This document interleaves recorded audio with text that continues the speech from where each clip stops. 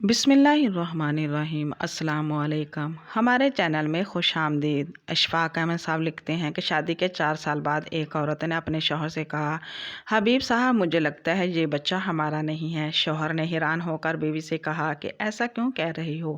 تمہارے من میں ایسا خیال آیا ہی کیوں؟ بیوی نے کہا، حبیب صاحب میں نے یوں ہی نہیں کہا، ہر بات کی کچھ نہ کچھ وجوہات ہوتی ہے۔ آپ لڑکے کو غور سے دیکھیں، اس کی شکل نہ آپ سے ملتی ہے نہ ہی مجھ سے ملتی ہے۔ بات صرف شکل کی نہیں، اس کا رنگ بھی ہم سے نہیں ملتا، عادت نہیں ملتی۔ ہمیں اپنے بیٹے کا DNA ٹیسٹ کروا لینا چاہیے، یہ بچہ ہمارا ہے ہی نہیں۔ یہ سنتے ہی حبیب صاحب نے ایک رکشہ کرائے پر لیا اور دونوں میاں بیوی بچے کو لے کر ہسپتال کی طرف روانہ ہوئے۔ انہوں نے ڈاکٹر امجد سے فون پر ہی اپائنٹمنٹ لے لی۔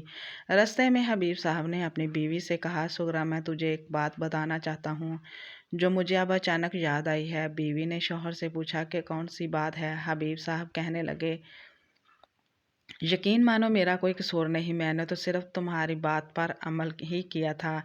بیوی نے کہا، کیوں دماغ کی بتی جلا رہے ہو؟ کھل کر بتائیں، آخر بات کیا ہے؟ شوہر نے کہا، سغرا یاد کرو جب ہمارا منا پیدا ہوا تھا، آج سے ٹھیک 4 سال پہلے، جب ہمارا منا ہسپتال میں پیدا ہوا، تم نے اسی خوشی کے موقع پر بوڑھی نرس کو 10,000 روپے دے دیے تھے۔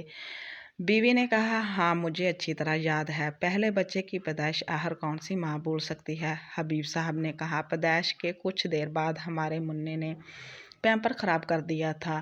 آپ نے کہا کہ پلیز بچے کی چینج کر دیجیے۔ میں نے حیران کن نظروں سے آپ کی طرف دیکھا تو تم نے کہا کہ حبیب صاحب آپ ہمارے پیار کی خاطر اتنا بھی نہیں کر سکتے۔ یہ سنتے ہی میں نے بچے کو اٹھایا اور جلدی جلدی دوسرے وارڈ میں گیا، اپنے گندے بچے کو وہاں وارڈ میں سلا کر صاف ستھرے بچے کو تمہارے ساتھ سلا دیا۔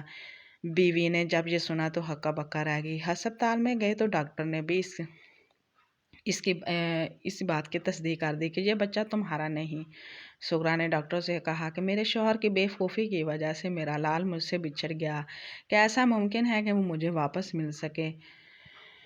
ڈاکٹر نے کہا، وارڈ میں 120 بچے موجود تھے، 4 سال کا عرصہ بیت چکا ہے، اب اس بات کا اندازہ لگانا بہت مشکل ہے کہ آپ کا بچہ کس کے پاس ہے۔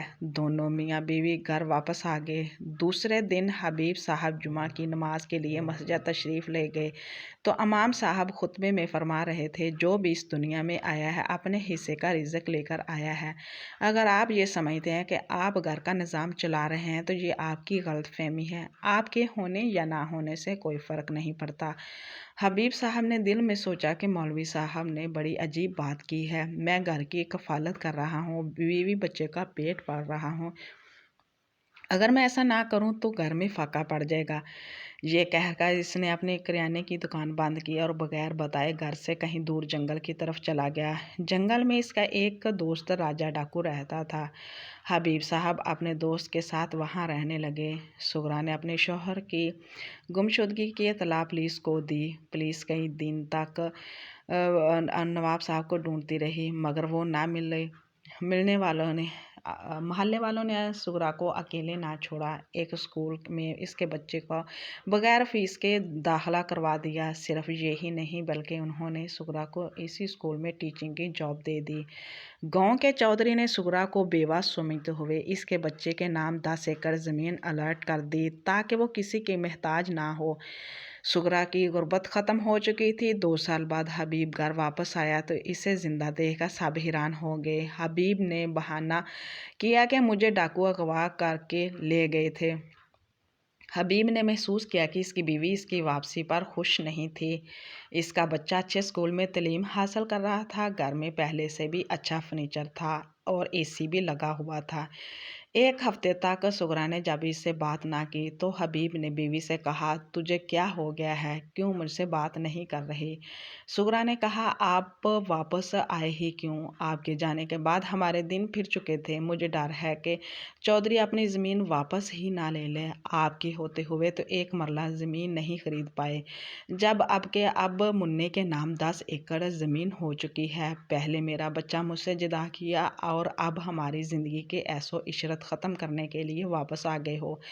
حبیب نے جب بیوی کے منہ سے الفاظ سنے تو دل میں کہا کہ امام صاحب نے ٹھیک ہی کہا تھا، کہ ہمارے ہونے یا نہ ہونے سے کوئی فرق نہیں پڑتا۔ مجھے اس بات پر غرور تھا کہ میری وجہ سے گھر کا نظام چل رہا ہے، جبکہ گھر والے میرے واپس آنے پر ہی خوش نہیں۔ اشفاق احمد صاحب فرماتے ہیں کہ بے شک اللہ تعالیٰ نے ہر فرد کے حصے میں رزق لکھ رکھا ہے، وہ اپنے حصے کا رزق پا کر ہی رہے گا، چاہے کچھ بھی ہو جائے۔ یہ بات روز روشن کی طرح ہے۔ کسی بھی شخص کی دنیا میں آنے یا جانے سے کسی کا رزق کم یا زیادہ نہیں ہوتا۔ اللہ تعالیٰ نے جس انسان کے حصے کا جتنا رزق اسے وہ عطا کرے گا، چاہے کسی بھی شکل میں ہی کیوں نہ ہو۔ جب ہم لوگ کہتے ہیں کہ فلاں کے بچے یتیم ہو گئے ہیں تو اس کا کوئی سنبھالنے والا بھی نہیں، لیکن ہم یہ بھول جاتے ہیں کہ جس نے ان کو یتیم کیا ہے وہ سارے جہاں کو پالنے والا ہے۔ اس نے ان کے لیے بھی کوئی نہ کوئی ثواب پیدا کیا ہے، بعد میں ان کو یتیم کیا ہے، اس میں ان کی بہتری ہی ہوگی۔ جس دن کسی انسان کا دل اللہ کے لیے مکمل ہر کام پہ مطمئن ہو جائے، سمجھیں کہ وہ دونوں جہانوں میں فلاح پائے گا۔ اللہ سے دعا ہے کہ ہمیں یقین کا عمل کی رحمت سے نواز دیں۔ ہمارے چینل کو سبسکرائب کریں تاکہ آپ کو اچھی سٹوریاں سننے کو ملیں۔ اللہ حافظ۔